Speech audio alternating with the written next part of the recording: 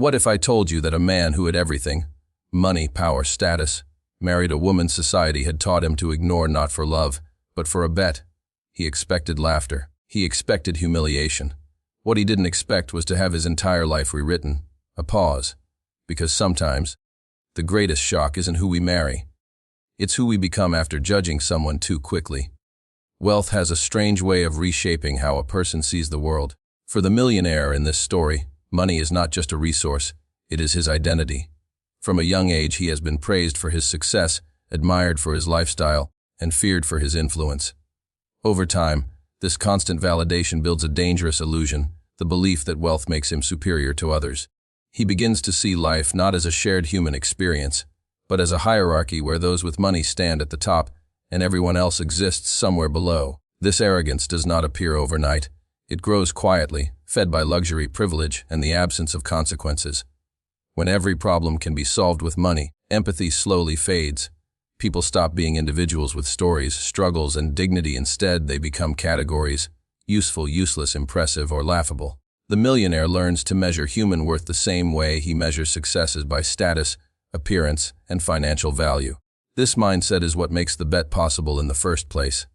To him, marriage, one of the most sacred commitments between two people, is reduced to a game, a challenge, a form of entertainment.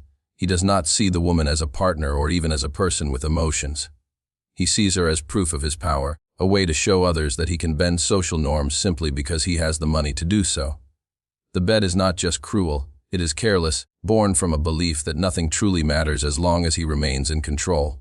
His friends play a crucial role in reinforcing this arrogance. They laugh, encourage him, and treat the idea as a joke because they share the same distorted worldview. In their circle, wealth has erased accountability.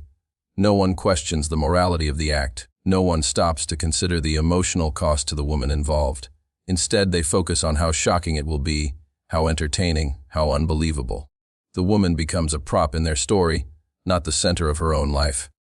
The millionaire's arrogance is also deeply tied to his fear of vulnerability. By turning marriage into a bet, he protects himself from emotional risk.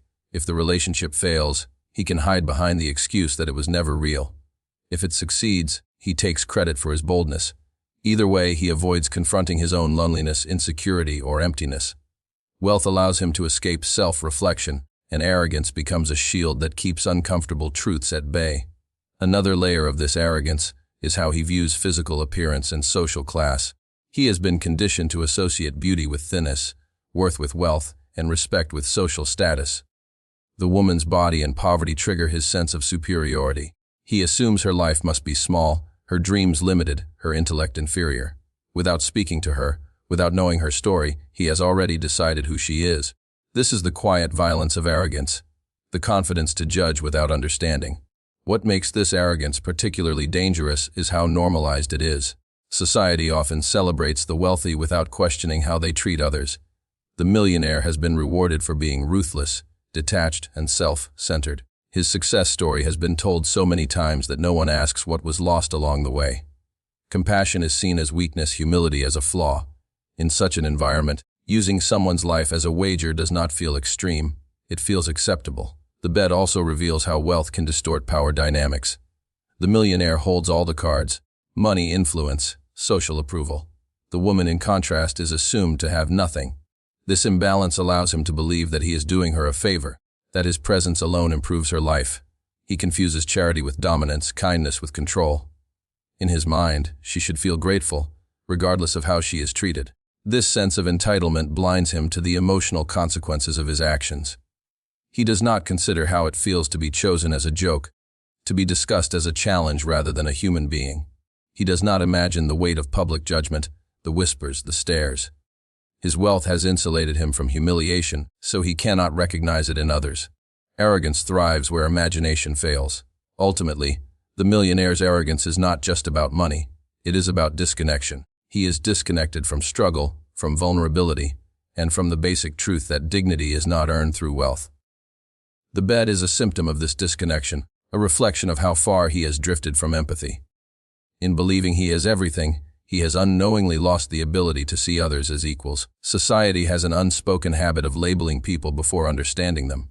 These labels are quick, convenient, and deeply damaging.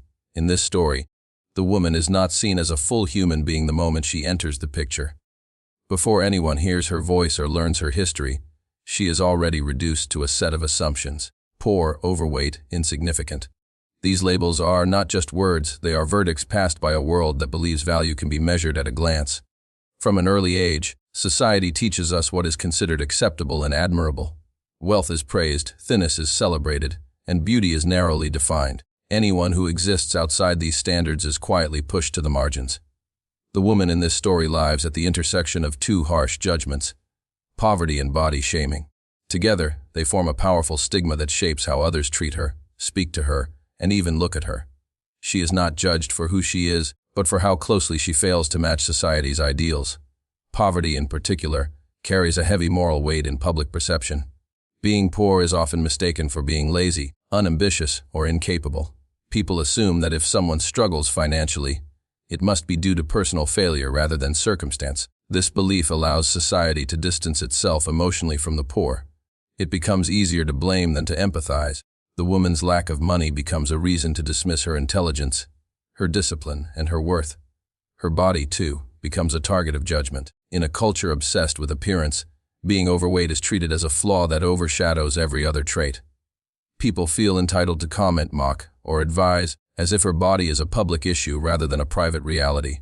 Her weight becomes shorthand for weakness, lack of self-control, or unattractiveness. These assumptions are made without knowing her health, her experiences, or her struggles. Society does not ask questions, it makes conclusions. What makes these labels especially cruel is how casually they are applied. No one thinks twice before whispering, staring, or laughing. The judgments are often disguised as humor or honesty, which makes them harder to challenge. When cruelty is normalized, it stops looking like cruelty at all. It becomes just the way things are. The woman is expected to accept this treatment silently, as if dignity is something only certain people deserve. These labels also shape expectations. Society expects very little from someone like her. She is not expected to be confident, intelligent, or emotionally strong. Any success she achieves is seen as surprising, while any struggle is seen as confirmation of what people already believed. This creates a trap where she must constantly prove her worth in a world that has already decided she has none. Meanwhile, others are allowed to fail repeatedly without their value being questioned. The millionaire's bet does not exist in isolation. It is enabled by these societal labels. The reason the bet is shocking and amusing to others is because society has already agreed that a woman like her is an unlikely choice. The joke works only because people share the same prejudices. Her body and financial status are used as punchlines, reinforcing the idea that she exists outside the realm of desirability and respect. Another painful aspect of labeling is how it influences self-perception. When someone is repeatedly told, directly or indirectly, that they are less than others, it takes immense strength not to internalize it. The woman has likely spent years navigating spaces where she feels invisible or unwelcome. Every glance, every comment, every rejection adds weight to an emotional burden she carries quietly. Society rarely sees this burden, yet it is always there. Labels also strip people of complexity. The woman's dreams, fears, talents, and values are erased by a few shallow descriptors. She becomes a stereotype rather than a story. This simplification makes it easier for others to justify their behavior toward her. After all, it feels less wrong to hurt a label than a person. Dehumanization often begins not with violence, but with reduction. What is most revealing about society's cruelty is that it often believes it is being fair. People claim they are simply being realistic, honest, or practical. They argue that attraction, success, and respect are naturally linked to appearance and wealth. But this belief ignores how deeply conditioned these standards are. It overlooks the countless ways society actively rewards some people while punishing others for things beyond their control. In this environment, the woman's existence becomes an act of quiet resistance. Simply showing up, taking space, and living her life challenges the idea that she should be ashamed. Her presence exposes the fragility of the standards used to judge her. Society may label her as unworthy, but those labels say far more about the society that created them than about the woman herself. What truly unsettles people is not loud resistance, but quiet dignity. The woman in this story does not enter the situation demanding sympathy or trying to prove her worth. Instead, she carries herself with a calm self-respect that no one expects from someone society has already dismissed. This dignity is unexpected because the world has conditioned us to believe that those who are poor, mocked, or marginalized must also be broken, bitter, or desperate. When she is none of those things, it disrupts every assumption made about her. From the very beginning, she is aware, at least on some level, of how others see her. She notices the looks, the awkward silences, the barely hidden laughter. She understands that her presence makes people uncomfortable, not because she has done anything wrong, but because she does not fit the image they are comfortable with. Yet she does not shrink herself to make others feel at ease. She speaks when she has something to say, listens when others speak, and occupies her space without apology. This simple behavior becomes powerful in a world that expects her to feel ashamed. Her dignity is not performative. She does not try to impress anyone with exaggerated confidence or forced charm. Instead, it shows in small, consistent ways, the way she responds politely to rudeness, the way she remains composed in moments of tension, the way she refuses to engage in cruelty even when it is directed at her. These choices reveal an inner strength that cannot be bought or taught easily. It is the strength that comes from surviving hardship without allowing it to harden the heart. For the millionaire, this dignity becomes deeply unsettling. He expected embarrassment, gratitude, or insecurity. He assumed she would feel lucky to be chosen, even under questionable circumstances. Instead, he encounters a woman who does not beg for approval and does not center her worth around his wealth. She treats him as an equal, not a savior. This quiet equality challenges the power dynamic he believed was firmly in his favor. Her dignity also reveals itself in how she handles judgment. She does not constantly defend herself or explain her life to others. She understands that not every accusation deserves a response. This restraint is often misunderstood as weakness, but in reality, it requires immense self-awareness. She knows who she is, and that knowledge acts as an anchor when the world tries to pull her apart with labels and assumptions. Another surprising aspect of her dignity is her kindness. Despite being on the receiving end of ridicule and objectification, she does not become cruel in return. She does not use her pain as a weapon. Instead, she offers empathy where it is least expected. This kindness is not naive, it is deliberate. It reflects a choice to remain human in an environment that constantly tries to dehumanize her. For those around her, this creates discomfort, because it forces them to confront their own behavior. Her dignity is also rooted in acceptance, not resignation, but self-acceptance. She does not see her body or her financial status as sources of shame. They are simply parts of her life, shaped by circumstances, choices, and experiences. This acceptance allows her to move through the world without constantly measuring herself against impossible standards. In contrast, many of the people judging her are trapped in their own insecurities, desperately clinging to status and appearance for validation. As time passes, her consistent dignity begins to erode the assumptions others hold. People start to notice her intelligence, her emotional awareness, her ability to navigate difficult situations with grace. These qualities were always there, but society's labels had made them invisible. Her presence exposes how shallow those labels are and how easily they collapse when confronted with reality. For the millionaire, this realization is particularly destabilizing. He begins to see that dignity does not come from wealth, education, or social approval. It comes from integrity, doing the right thing even when no one is watching, and holding on to self-respect even when it is not rewarded. The woman embodies this truth effortlessly, while he struggles to recognize it within himself. What makes her dignity truly powerful is that it does not seek recognition. She does not demand to be seen as extraordinary. She simply lives with honesty and self-respect. In doing so, she forces everyone around her to confront an uncomfortable question: if someone with so little, according to society's standards, can possess so much inner strength, then what does that say about those who believe they have everything? Transformation does not always announce itself with dramatic moments or sudden confessions. Often, it happens slowly, quietly, in the background of everyday interactions. In this story, the most powerful change does not occur in the woman, but in the millionaire himself, and it begins not because she tries to change him, but because she refuses to change herself to fit his expectations. At first, the millionaire observes her from a distance, almost like an experiment. He looks for flaws that will justify his assumptions, moments of insecurity, desperation, or resentment. He expects her to behave in ways that confirm the narrative he has already written about her. Instead, he finds consistency. Day after day, she remains the same, grounded, respectful, and emotionally steady. This consistency unsettles him more than any confrontation could. It forces him to question why his predictions keep failing. The woman does not lecture him about morality or demand respect. She does not confront him with accusations or attempt to expose the bet.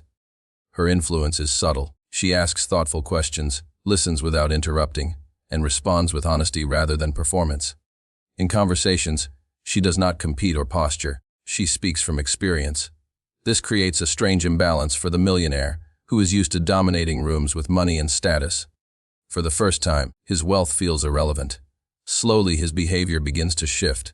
He notices himself becoming more careful with his words, more aware of how his actions affect others. This awareness is unfamiliar and uncomfortable. It forces him to slow down, to reflect, to sit with feelings he has avoided for years. The woman does not push him toward this change. Her presence simply makes it impossible for him to continue, as he was without noticing the contrast. One of the most significant aspects of this transformation is how it happens without humiliation. The woman never tries to make him feel small. She does not expose his flaws publicly or seek revenge for the disrespect she has endured. Instead, she treats him with a baseline of dignity that he has not earned, but is not denied either. This challenges his belief that respect must be demanded or bought.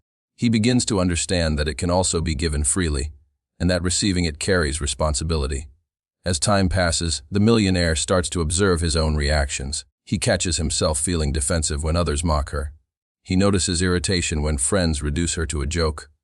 These emotional responses surprise him. They do not align with the role he originally assigned himself. Protectiveness replaces indifference, and discomfort replaces amusement. Without realizing it, he has crossed an internal line. The transformation also reveals itself in silence. There are moments when he watches her handle difficult situations with grace, and he says nothing. These moments linger in his mind. He compares her calm strength to his own impulsive arrogance. For the first time, he recognizes how often he has used money to avoid discomfort rather than confront it. Her resilience becomes a mirror, reflecting back his own emotional immaturity. Importantly, the woman does not lose herself during this process. She does not become softer to be liked or louder to be noticed. She maintains her boundaries and her identity. This reinforces the authenticity of the change happening around her. The millionaire realizes that she is not adapting to him. He is adapting to a standard she has set simply by being herself. The quiet transformation also extends beyond the millionaire. People around them begin to shift as well. Conversations change tone. Jokes lose their edge. Assumptions are challenged not through arguments, but through exposure to reality. The woman's steady presence makes it harder for others to cling to stereotypes without feeling uncomfortable. What once felt normal now feels inappropriate. For the millionaire, this gradual change is deeply unsettling because it cannot be undone with money. He cannot buy his way back to ignorance. Awareness, once gained, does not disappear. He begins to see how shallow his previous worldview was, how fragile his sense of superiority had always been. The bet, which once felt like a demonstration of power, now feels like evidence of his own emptiness. This transformation is quiet, but it is irreversible. It does not rely on dramatic declarations or sudden remorse. It grows through observation, discomfort, and reflection. The woman remains unchanged in her essence, yet everything around her begins to shift. And in that shift, the millionaire starts to understand that real change does not come from force or wealth, but from exposure to genuine humanity. The moment of realization does not arrive suddenly or dramatically. It forms slowly through accumulated details the millionaire can no longer ignore. At first, he tries to rationalize his growing discomfort. He tells himself he is simply adjusting to an unusual situation, that curiosity is not the same as respect. But the truth presses in quietly, until denial becomes exhausting. The realization begins when he sees something he was never supposed to see. It might be a private moment, one where the woman believes no one is watching.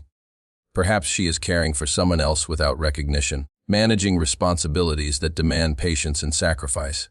Or maybe he stumbles upon a part of her life that contradicts every assumption he made: her intelligence, her emotional insight, her resilience under pressure. Whatever the trigger, it reveals depth where he expected emptiness. And that discovery unsettles him deeply. For the first time, he feels shame, not the surface-level embarrassment he is familiar with, but something heavier. This shame does not come from being exposed publicly. It comes from self-awareness. He begins to see the bet not as a clever idea, but as an act of cruelty disguised as confidence. The laughter of his friends, once entertaining, now echoes uncomfortably in his mind.